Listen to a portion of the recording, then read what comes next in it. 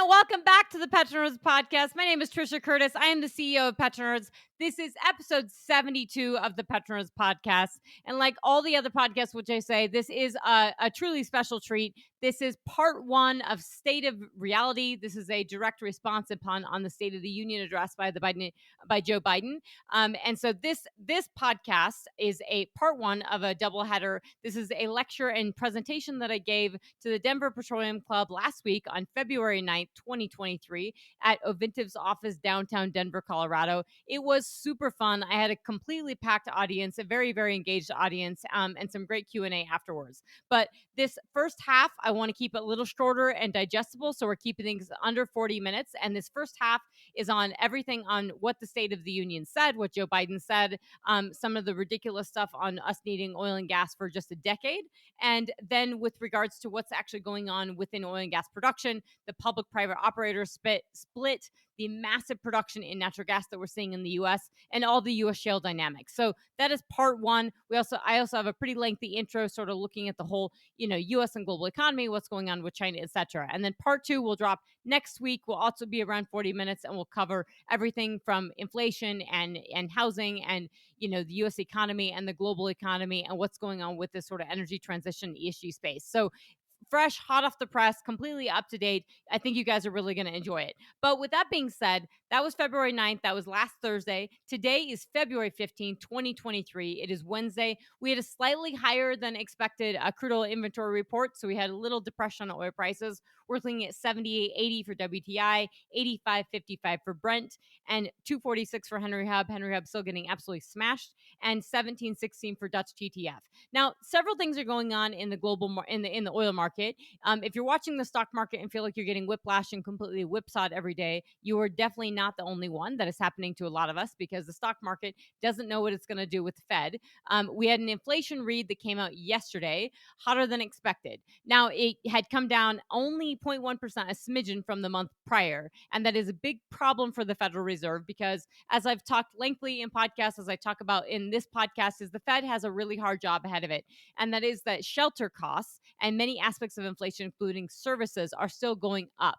So core inflation, when you take out food and energy, is still going up. And food is still extremely high. Food inflation in the U.S. is still 10.1%, which is double-digit inflation. That's just massive. Shelter is up. It's at 7.9%, and services are at 7.2%. Still dramatic. So shelter and services have not taken a breather, have not come down. And the problem is that we had very strong jobs data. In the previous month, we have over 500,000 jobs. So the Fed is still fighting inflation. What you felt from the stock market is that they were baking in a Fed pivot. They thought, things were good and they will slow down. And then I think the Fed had Federal Reserve Chairman Jerome Powell has kept coming out and saying deflation, and it's really sort of jarred the market. And then after we had this inflation read yesterday, we had a lot of Fed officials come out and say something different and basically sort of reiterating to the market that they're going to have to raise rates and continue to hold those rates higher. So the stock market has not really reflected this. And I think the oil market hasn't quite reflected this either, because what we have now is a situation where we have this ongoing war in Ukraine. We have continuous and growing geopolitical rifts between the U.S. and China. We have high interest rates and we have high oil prices. And we have never really had this, and we have high inflation. And so sustained inflation, we have all this mixed together. And so if you look at inflation in the UK, we got that read yesterday as well. It was at 10.1%. When you're at double digit inflation levels, folks, it is extremely serious. So even when people say, hey, inflation is coming down, that's just the rate of the price increases that's coming down. Inflation is a tax on the consumer, on people. And it's incredibly painful, because even if you had wages going up commensurate with inflation, which they're not, then you just have a wage price spiral. And that's something the Fed is combating. And that's definitely something I think they're seeing in the UK. So it's very, very problematic. And then something in Australia, they're having serious issues with regards to how their monetary policy is working, because the chair of their monetary policy has not been really transparent in what they're doing. And you've seen they have variable rate mortgages or adjustable rate mortgages. And so as they're raising rates, those are ratcheting up. Here in the US, we're probably not seeing the impact on the housing side nearly as much, because we had so many mortgages that were locked in at, some under 3%, some around 3%, and a lot of under 4%. And these are 30-year fixed rate mortgages. So we probably have these lags. And like all things with inflation and with the Fed, this is all going to lag. And this is something I talk about within this podcast and part 2 of this podcast as well. So with that being said, I think the last thing I would like to touch on is China. I will be getting into China in depth. I'll be doing a special China episode coming up soon. But right now, with regards to China, there's a couple things. One, China is the optimism, or was the optimism, that was driving and has been driving the optimism for oil prices up and from a demand standpoint. So we've seen that from the moment they lifted off the COVID, ripped off the zero COVID Band-Aid, oil prices have been up, and that's on this pent-up optimism for Chinese demand. If we pull back what's going on within China, geopolitically, this is extremely problematic.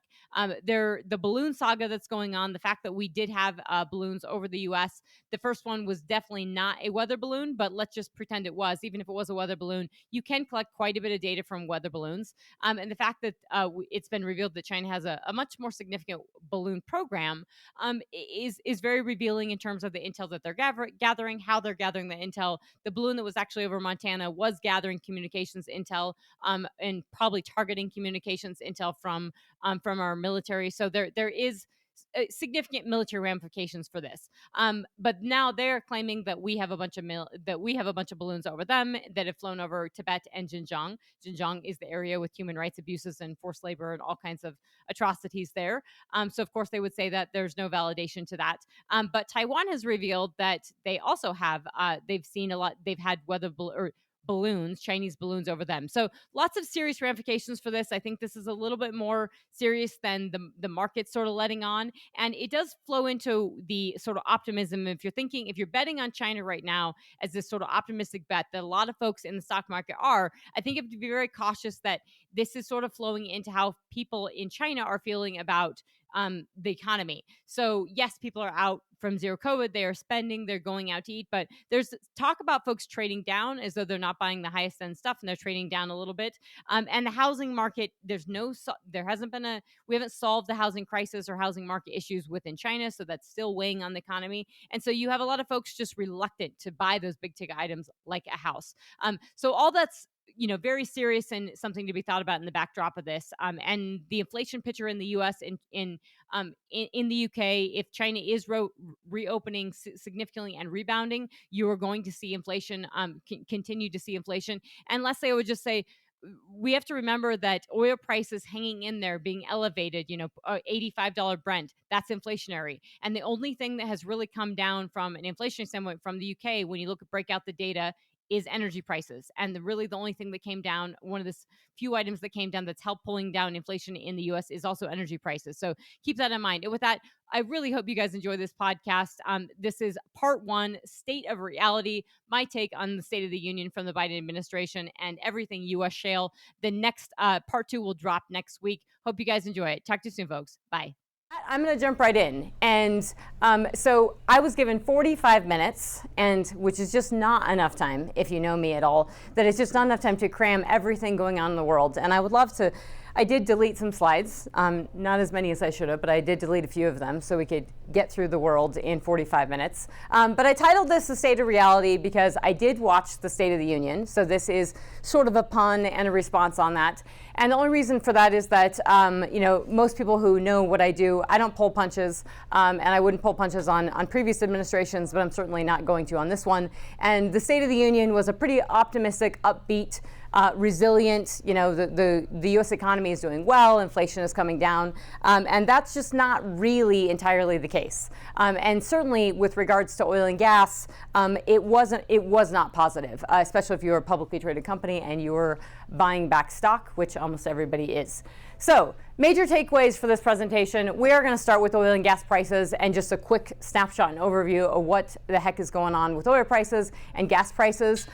We have not been in this situation in terms of the shale revolution and what we've seen for oil and gas prices sort of ever. So we are in very unprecedented territory for the global economy, for geopolitics, for this ongoing war, and obviously for oil and gas, and especially for the uniqueness of what's going on within the shale patch. The State of the Union versus the State of Reality, we will touch on that, as I just mentioned. We're going to talk about the health of the U.S. and global economy, or sort of the lack of the health of the U.S. and global economy, and really the split economy. So if you're paying attention to the news at all, or the stock market or anything, you're hearing kind of two stories. And that's that one, we have bang up job growth, better than expected. So nobody on the service sector, nobody sort of on the bottom half of the economy is letting people go because they're quite worried they can't get them if they do let them go, and they still can't hire them. And then you're hearing about all these layoffs. Disney just laid off over 7,000 people. You've got tech layoffs going crazy. So from banks to media to tech, you are seeing massive layoffs. And I call that the split economy because these are higher end corporate jobs. So you're seeing layoffs there.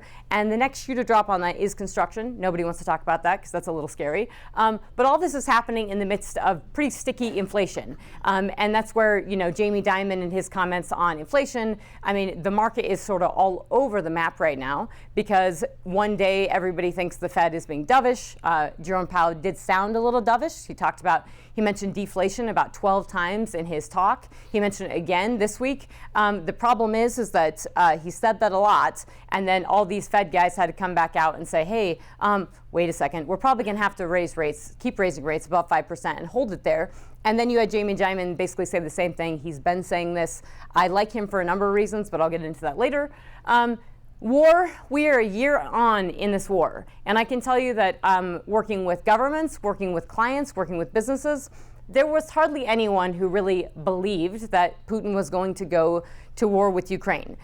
He did go to war with Ukraine, and most people wanted to optimistically believe that somehow this war would have ended by now. It certainly hasn't. And when you're a year on in a war and Russia's looking to intensify their offensive campaigns, we have to really sort of start looking at what's the implications of that. Obviously, we have huge implications right now from an inflationary standpoint, from an energy standpoint, from ammunitions to arms sales, but also geopolitically, it's really meaningful of sort of what are the next steps and what does this mean? What does this mean for oil prices? Is a very, very unique environment because it is maintaining an elevation of oil prices that we haven't seen in a really long time. So we used to sort of have geopolitical risk premiums to oil prices. Now we actually have the geopolitical risk. It's there. And until this war ends, it's going to be there. So it's sort of this weird thing where you have the economy not doing so great and shouldn't be super supported. Oil should not be super supported from a demand side, but it is supported from a supply side because of the risk with this war. And then I'll sort of smash all this stuff together and talk about energy, geopolitics, power, like actual power, be a geopolitical power, but also power from power production. The ability to actually turn your lights on in your country is a form of power. It comes back to national security, comes back to economic security, and it's hugely important. And I am going to talk about green policies and what I call real ESG. I am not a fan of renewables for a number of different reasons, and I will clarify what those renewables are, and I will clarify why that is. And I do think it's something that needs to be elevated and understood and appreciated, and it's very okay if you disagree with me. I'm happy to take hard questions and happy to have those conversations, but it's something that more folks need to be talking about. Chris Wright, I believe, will be on this other side of the building soon or later today. He is on a massive offensive campaign, and everyone in this industry, including public companies, need to get on board with that offensive campaign because there is nobody in this business, nobody outside of this business that's going to defend this industry. So we have to do it ourselves. So BP, Chevron, Exxon, the reason I point this out is that if you're following the earnings side, and this is really serious because when the President of the United States is talking directly about oil companies and corporate buybacks, you're hearing this theme. BP is talking about, performing while transforming. That's nice little catchphrases. They're getting a lot of flack because they're green, and not green from going green because they're making money. And so they're getting flack because they're making money. They're getting flack because they're not going green fast enough. And I will get into where they see the net zero and where the International Energy Agency sees the net zero. It's a little bit different by the 2030 trajectory. Neither of those are going to happen. They're incorrect, but at least we can talk about that. Exxon mentioned IEA's net zero report within their earnings call. Since 2021, May of 2021, when we had all the board meeting debacles and everything went crazy for Exxon, Chevron, and Shell, we've had some tempering of that, a little bit of rolling back, and that has been sort of in response to a lot of the stuff, a lot of the White House letters that have been going to these companies. And these companies saying, hey, we are producing oil and gas. Here's what we're doing. The reality is though, they are doing a lot of share buybacks. They haven't increased, they're not putting, a ton of capex into the ground. And Exxon has increased their lower carbon or lower emissions stuff by about $2 billion. They actually increased, so it's a $17 billion capex from 2022 to 2025. So it's a decent chunk of change. My point with this is that if you give a mouse a cookie, they want a glass of milk. And so all these companies are struggling with, hey, we're all good with Scope 1 and Scope 2 emissions, but not Scope 3. Well, that's pretty tricky because the whole agenda of everyone else is they want Scope 3 emissions. Scope 3 emissions are end user emissions.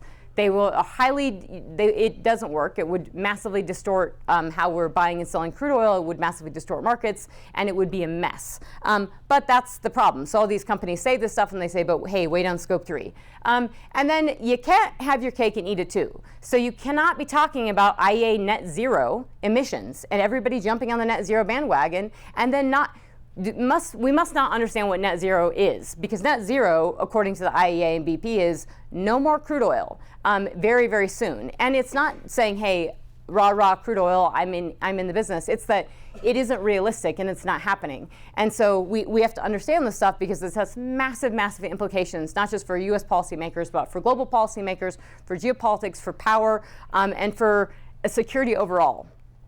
Okay, so that was my intro. So we sort of recapped everything. So what is a PetroNerd? That would be me on some tank batteries a long time ago that my dad was pumping these wells. This is a picture I used to put up with ESG. This is the Hayden power plant. As you're going into, when I go home and I'm driving home, I always take a picture of this. These are the power plants that are being shut down. I'm really, really serious about this too. I used to not be nearly as outspoken about, I do not call it fossil fuels, and I don't think people should. These are hydrocarbons, these are traditional fuels. This is crude oil, this is natural gas, this is coal. And I think it is really, really serious when my energy bill right now is $400 a month for my utility bill. Now, I know I felt it. I know most of the people in this room felt it, and I know most of the people who are living paycheck to paycheck are damn well feeling that. So it is really, really serious when we're talking about utility prices and we're talking about, how much we're actually spending on what Excel is doing, how much renewables we have in the grid, and what this all means. And when you have the governor of this state saying that natural gas is unreliable 3 times within his presentation, I believe it was 2 weeks ago, that's a real big problem. So he said natural gas was unreliable 3 times, and then he said that coal was the most expensive form of energy. Those are actually not true, but those are things that we know have to be discussed and talked about. And now, natural gas prices can fluctuate, but in terms of reliability, we're going to debunk that one pretty hard within this presentation. So crude oil prices, just the reason I point this out here is because obviously we've had pretty decent volatility. We have come off our highs over the course of the beginning of this year and the end of last year. We've lost a lot of gains that were made over the course of 2022. Really, a lot of that was fears on demand. Now, what has brought prices back? Well, it's the positive. Everybody thinking that China's reopening, and everybody got excited, and so we had this boon to prices. And something you'll notice, and I always try to point this out, and this is quite serious, is that the contract volume for WTI is not good. It's really actually quite bad. And so when those are down and it keeps going down, you do see exacerbated swings in oil prices. We don't see that quite as much for Brent, but we have seen that over the course of a year. So it's just something really important to pay attention to. So I would say most recently, your back year oil prices are driven on everybody betting hard on China. And we do have to be very careful about that. So this is Chinese crude oil imports, and you can see, China imports between 10 and 12 million barrels a day of crude oil. So the bet right now is everybody is super, super bullish on China. And the caveat to this is all the fear and all the concerns and all the worries everyone had about China from an economic standpoint, from a political standpoint. Now we have balloons and, not the balloons that you like for parties and everything. And we can certainly talk about that in Q&A if you want.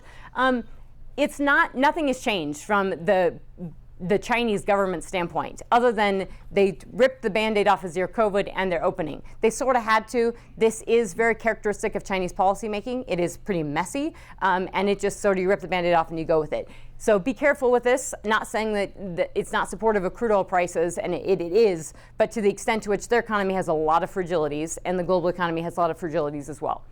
Natural gas prices. Not good.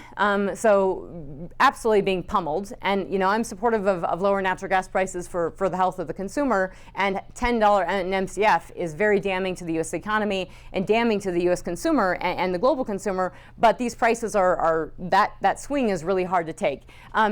Now, the shock, contracted volumes are definitely something to watch. That's Dutch TTF here on the left, and you can see that's really come off as well. Now, weather has been, the single biggest driver, I think, of very advantageous for Europe. It's been a good winter. Now, if we have some, late spring where we get a cold snap in the late spring, that's going to be problematic. So weather has a lot to do with this.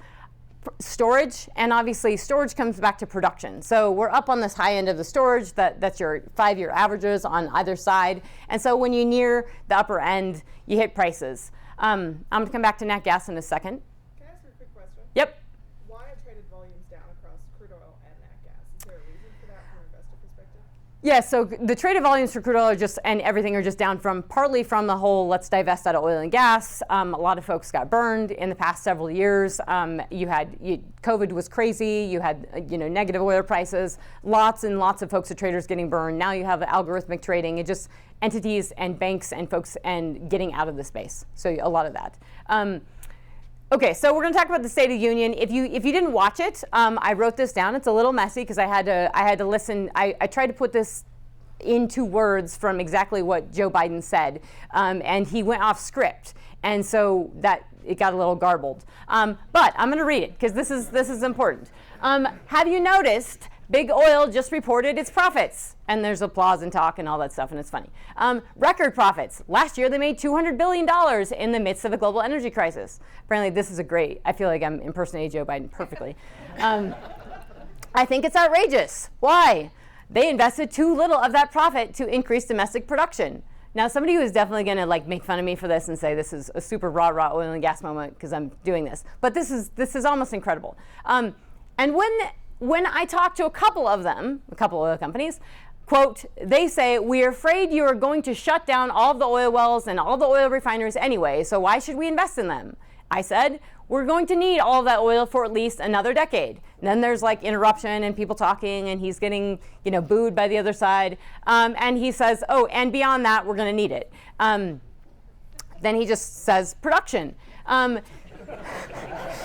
Sorry, that wasn't supposed to be funny, but that's actually how it happened. Okay, so if they had in fact invested in the production to keep gas prices down, instead, gas, we don't know if it's that natural gas, gasoline, it's very confusing here.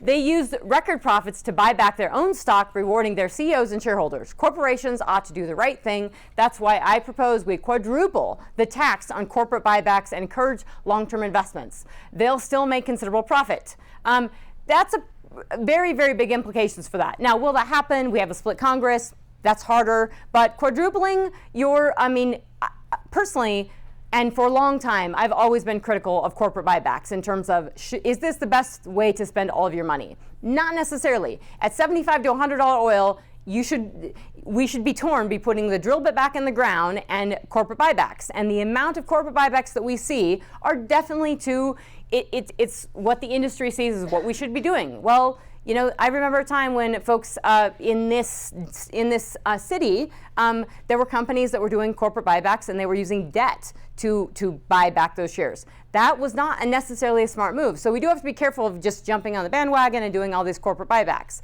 And I'm not defending necessarily the stance of the administration, but we should be putting the drill bit back in the ground. And I think it's really tricky if you're a public company, you are looking at this and saying, okay, well, I got to be in a long-only portfolio. I got to hit all these ESG metrics. I got to make everybody like me. And look, your share price is good because oil prices are good. And the reality is that when and if prices go down, say they go in the 60s or 50s, that love for oil and gas is going to go away. Because the love for oil and gas right now is because oil and gas is making money. You make money by producing oil and gas. So there does have to be a thinking between a 5 and 10 year trajectory of sort of where we're at. And the trickiness is that when you have the president saying we're going to have crude oil we're going to need it for another decade, you've got everybody in this limbo land of, well, we get a decade. Nobody can invest on a decade. When I work with clients, most companies are living quarter to quarter, right? You're just living for that quarter. It's not a good way to do business. I know it's hard when you're public, but that's not how your CEOs are thinking. That's not how strategy is thinking. That's literally not how Jamie Dimon is functioning. That's not how big businesses that make a lot of money, they are working on a 5 to 10 year outlook, if not longer. And governments are thinking 30 years out. So you can't function in a 10-year horizon. You need to be thinking 30 years out. And trust me, everybody outside of the US who wants to take advantage of the US is leaning in on this. Because if you are looking at this and saying, well, the US and the West and Europe are divesting out of oil and gas, they're losing their oil and gas champions, and the people who are going to win are the folks that need energy, like China, and don't have it, and places like OPEC, whose their share is of production is going to rise massively as we are all declining. So the implications for this are really, really serious and very significant. And they do all come back to like the little stuff that people don't think matter. And lastly, he says the climate crisis is not does not care if you're in a red or blue state. It is an existential threat. Existential is a very intense term that's used intentionally, that's used on purpose, that's used so that they can use it from a regulatory standpoint to basically say this is like a terrorist attack, and therefore we have regulatory powers to enact this. Very serious. It's not an existential threat. I know Chris Wright will get it. He's been all over that, so just follow him. We're still going to need oil and gas for a while, but guess what? We have more work to do. So it's really tricky when it's, are we going to need it for a while? How long is that while? And the problem is that on the first day when you suspend all permits on federal land illegally, that sets a wrong precedent on your first day in office. You take away the actual permits from oil and gas companies. So I do get really bothered when I go to DC and I go around the world and people say, oh, well, look what the president's saying now. It's not what you say, it's what you do. And this is what was done on the very first day. And the industry should have been a lot louder about pushing back against this, and instead sort of caving into all the shareholder pressure and rah-rahing net zero. Revoking Keystone XL permit, big deal. The Department of Energy has actually come out and put out a paper very quietly about what Keystone XL would have done for the economy, basically sort of admitting it wasn't the right decision. We could still approve that anytime. It's basically built. We need to finish it, and that would have had a significant impact on oil and on oil prices and refined product prices. Day 7, pausing all new oil and gas leases on public land and emphasizing this decarbonization of the grid. That pausing on federal land has been a big deal, where everybody's talking about ConocoPhillips project, the Willow project in Alaska. You hear Bob McNally is a friend of mine with Rapidan. He was on TV recently talking about, hey, this administration is going for an all of the above strategy. No, they are not. This is not the Obama administration. This is not an all-of-the-above strategy. That Willow project, if it gets approved, it's going to be significantly deregulated, or not deregulated. It's going to be significantly downplayed, and they're going to reduce the permits and everything. And this is, you speak with actions, not with words, when it comes to this point in geopolitics and with energy security. And day 30 was rejoining the Paris Climate Accords. That's really, really serious, because that is all your Paris Climate Accords are all the stuff that we're tagging on to the net zero emissions and everything we are doing to comply. You're not legally bound to this, but it's a pretty big deal, because this was sort of what gave the wind behind everyone's sails, and in terms of the investment community, in terms of banks, in terms of everyone on ESG, and certainly in terms of public oil and gas companies. Permit approvals have been down and continue to be down. This is the first and only administration that I know of that if you have a federal permit and it has expired and you want to get reapproval for that, this administration will not give you reapproval for that. So that is not an all of the above administration. That is an administration that is still against oil and gas production and as a domestic oil and gas production. So red is pre-administration, this administration, that's Trump. Blue is Biden, and you can see those are federal permit approvals, which continue to go down. So they're approving them. They're just not nearly what we were doing before.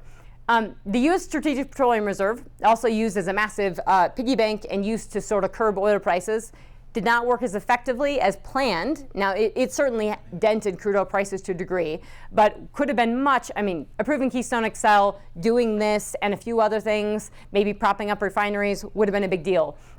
But we are sort of setting ourselves up for definitely, the geopolitical situation where I talked about that geopolitical risk premium and this ongoing war. This is massively problematic if we do not start filling up this reserve. We need to be filling this up. And this is where, oil companies need to start talking to the administration about, yes, we will put the drill bit back in the ground, and we need to fill up the SPR and things like this, because this will come back to bite us in the future. We are down to 20 days or so of demand, or less than 20 days of demand for the U.S. Production, we just sort of hit a 2-month, period where we're basically at 12.4 million barrels a day. We had this massive clawback from where we were from our COVID drop down and our shut-ins, and we've been clawing back this production. I put this here, I say it a lot, but it's really important to remember, look at where oil prices were and where production is. And so prices were not necessarily super high when we ratcheted up, and the average crude oil prices always across the world over the last 20 years, and especially the last 10 years, have tended to be lower, and production has been more resilient. So keep that in the back of your pocket. Of 2000 to 2007, we averaged $44 a barrel. 2008 to 2013, we averaged $88 a barrel, and 2014 to 2021, $58 a barrel in total. That was also extremely beneficial for the U.S. consumer and the global consumer and the global economy. So lower crude oil prices, while they're not necessarily great for our industry, they are really, really good for the health of the economy, and the health of the economy does create stability for demand in crude oil. So it all interacts very tightly together. So we are exporting over 10 million barrels a day, or about 10 million barrels a day of crude oil, refined product, and natural gas liquids. That natural gas liquids includes like propane, over 1 million barrels a day of propane. So the point of this is we are the powerhouse of the world for oil and gas. This is in line with what Saudi Arabia exports on a very, very good day. We're exporting 4 million barrels a day of crude oil, and massive amounts of 1 million barrels a day of gasoline, over 1 million barrels a day of diesel, over 1 million barrels a day of propane. So huge numbers and stuff. Again, you didn't hear in that State of the Union that we produce more oil and natural gas than anyone in the world by far, and what that means for the global economy, what that means for us. That's huge, and that should be part of the State of the Union. So oil rigs, and gas prices. I know the rig count, it does not always seem super relevant, but it is contextually when we just think about this that's gas rigs in yellow, that's gas prices in green. And the reason I put that there is and this is oil rigs in black. So we have definitely, plateaued a little bit in oil rigs recently. I think we're going to hang there. I don't think we need too many more rigs anyway to add production. We've done very well with what we've had. But if you just look back in time to 2008, you can see where we dropped our gas rigs and we increased the oil rigs, right? So we really have to be thinking about the trajectory of gas prices, how they were so low and basically flat. And then we had this big uptick in 2022. That was pretty game changing. 2022 was a very unique time for this business because, as you all know, gas was sexy and it's exciting, and all of a sudden every reservoir engineer and every engineer and all of you are like getting to look at gas, and it's fun, and you can actually target it. And if you have takeaway capacity, it's wonderful. Now, this is where I have a bit of a hard time when people, and it's very true, there's a number of folks that are saying, well, how did, we missed that natural gas was going to do so great and natural gas prices were going to come down. This is natural gas production. It never really comes off, right? It moves around, but we're producing 122 billion cubic feet per day of natural gas in the US. That is double that of Russia. That is out of a 400 BCF a day global market. So 400 billion cubic feet per day of demand, 400 billion cubic feet per day of supply, and we produce 122 of that. If you were to think of one thing to undercut the US in some way, it would probably be natural gas, because we dominate it. And this is largely from associated gas production, because as you saw, the rig count for natural gas is low, and as oil prices are high, we're obviously attracting more investment, so we get this associated gas. And so it's a very unique dynamic where oil prices are high, and so we're incentivized to produce oil. We get this associated gas. Gas prices were high. We're incentivized to produce gas. And now we're at this 122 BCF a day level. So even if we drop off gas rigs, I really don't think we would have to see a big drop in oil prices to actually see that gas production come off as well. But there is a lot of talk and concern on dropping these gas rigs. That's just oil production broken out again. I do think it's really important to look at the states that are dominating. Texas, New Mexico, federal offshore has flatlined, and North Dakota is sort of flat as well. But just really, really impressive, especially when you're going back in history and you're staring at these charts and seeing out where we were in 2004. We are in just a completely different space. And if we go back to those levels, we changed the game massively globally. When we think about lateral lengths and the rig count, it is really, really important for what we've done over the course of the last few years from efficiencies, and just really doing more with less. The lateral length in the Permian on average is 10,500 feet and continuing to incrementally rise. Midland and Delaware, you can see it broken out. We're over 11,000 feet in the Midland. Delaware is a little behind that and flatlining a little bit, but those have been some pretty substantial gains. And those, and you guys know this well because you guys actually do it and you're the engineers. But I think the ability to, doing more with less, have we tapped all our efficiencies? People always think we have, and then we push a little harder. And this sort of pushing the envelope of longer laterals and completing those longer laterals and getting more out of those longer laterals is a pretty big deal. And it's really that knowledge of the rock that I think people have to pay attention to. Incremental knowledge of that little bit of that well bore and incrementally getting a little bit more out all adds up and all spirals up to this added production. Public and private rigs, lower 48. The private is in purple, the public is in orange. This is, I'm going to come back to this, ESG, investor pressure, what's going on with public companies. You can see public companies are really nicely cored up, they're concentrated. The purple companies and the private companies are everywhere, they're scattered around, they're taking risks, they push the envelope. That's not bad. That's telling us that, hey, and over the course of all of 2021, 2022, this is what we saw, is that these private companies pushing the envelope. And that's also very, very different from what the world told you was going to happen. If you were following Wall Street or you're following private equity, they all said this was going to end, this was going to die, the privates won't make it. And when prices go up, private companies respond, private capital responds, and not just private equity. I'm talking like private money responds, and this is what happened. It also sort of debunks the whole tier 1 to tier 4 acreage. I think it really pushes that. We have to start rethinking what's valid at certain price decks, and obviously, we used to talk about spacing at certain price decks. We don't talk about that anymore. So there's a lot of stuff that's sort of up for grabs when you're sustainably over a $75 price figure. If we look at the rig count, we can see we're basically hanging for these private rigs. You have more private rigs drilling than you have public still, but we have come off a little bit in the US. And then you can see the public rigs are continuing to ratchet up, but it has taken them a while and they're nowhere near they were sort of at those 2018 highs.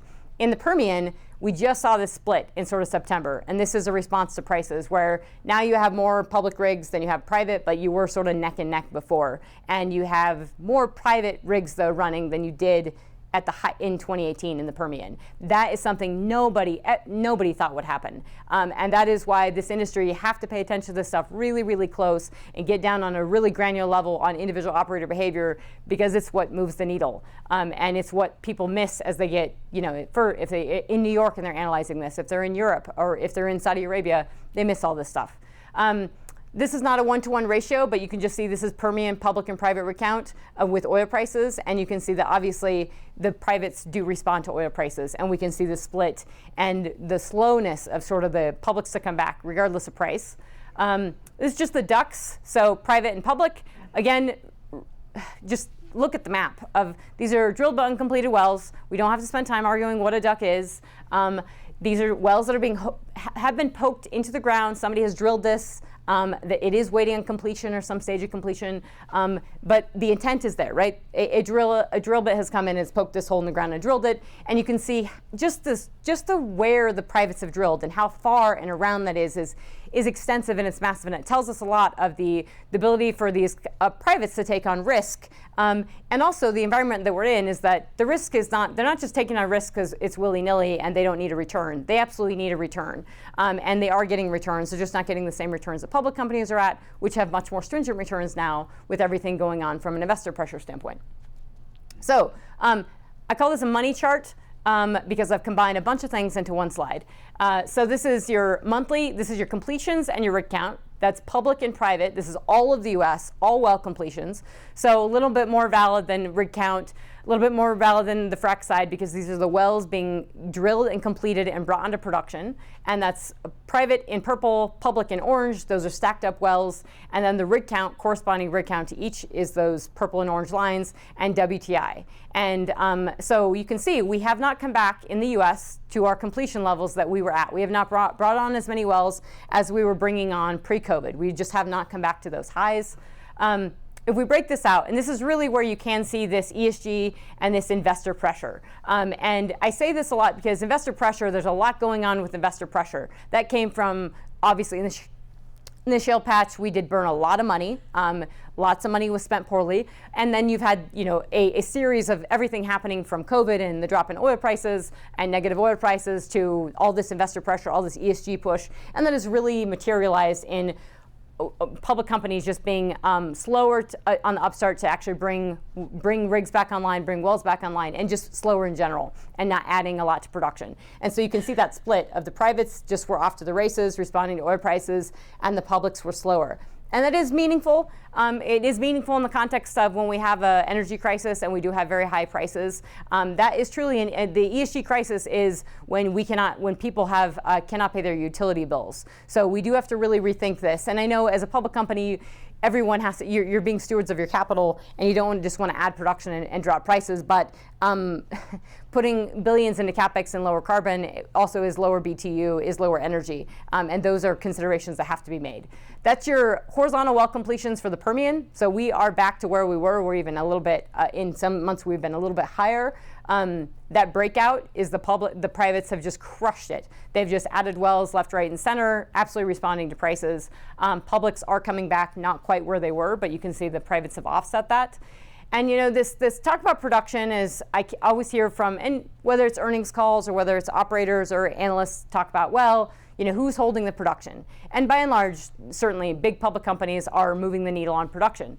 But when you have that many privates and that many holes being poked in the ground, they have added a lot to production. So just to put in perspective, that is, the Permian is producing 21 BCF a day of nat gas. Again, this is the whole nat gas story of this massive production. That's 21 BCF a day of associated gas production, essentially, and over 5 million barrels a day of oil. It's a lot, and it's a big, big story. New Mexico is producing, flatlining a little bit over the course of this month. We'll see how far those gains in adding production can go. But one state, 2 tiny counties, Lee and Eddy County, are smashing out 1.7 million barrels a day of production in 2 counties alone. That's a serious, serious story that's not well told. Incredible rock, and really needs to be told against the story of Colorado, California, and Alaska declining every month in production. And so that is a big deal in terms of could we be producing more? Absolutely. And when you're open for business, that's what happens. And when you have a regulatory environment and a governor who says natural gas is unreliable, that is what happens. Oil and gas productivity. It's impressive to look at this chart. This is normalized productivity for all of the shale plays, all the major shale plays, Permian, Rockies, Anadarko, Eagle Ford. Throw them all together, analyze and normalize the curve. This is your oil curve. And so you see 2022, it's basically smashed up right in line with these other years. The fact that it didn't massively decline is impressive. But the gas side is the real story of look how high that gas is. We're at highs for our normalized gas curve in our oil plays, which means everybody was targeting or incentivized to target natural gas last year, which is also why we see prices where they're at today.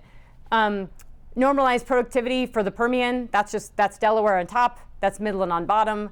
We're not seeing decreasing marginal returns. Yes, some of the wells are underperforming in years past, but not massively. That makes total sense to me if you're stepping out a little bit on acreage, if you got a lot of private operators really stepping out, and if you're pushing those lateral lengths as far as you can, that's a pretty good story that's not being well told.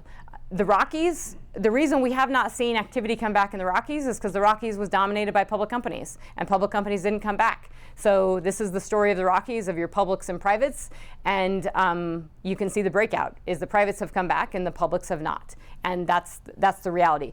That does have a positive knock-on effect in terms of pipeline capacity and the ability for this crude to flow, and we certainly see this in differentials.